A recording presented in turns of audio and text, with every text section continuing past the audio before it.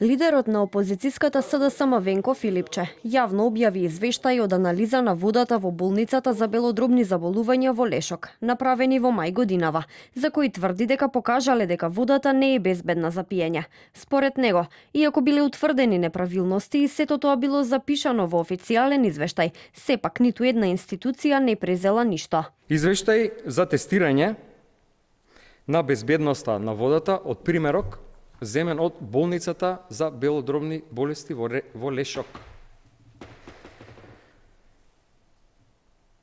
Датум на завршување на испитувањето 13 мај.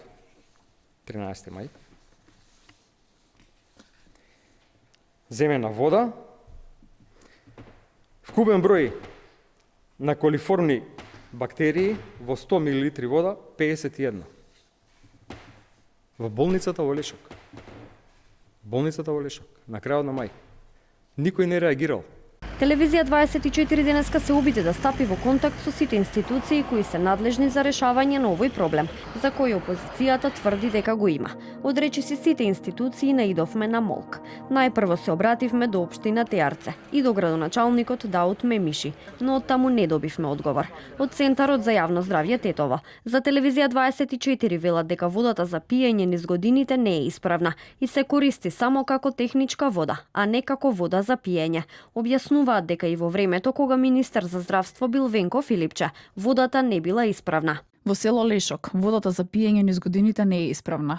Тоа не е слабост на раководството на болницата и за тоа постои цврст запис дека водата и низ годините не е исправна и не е за пиење и се користи само како техничка вода. Постојат табели каде се известува дека водата за пиење не е исправна. Инаку и лидерот на опозицијата кога беше министер за здравство, водата за пиење во село Лешок и во болницата Лешок не беше исправна.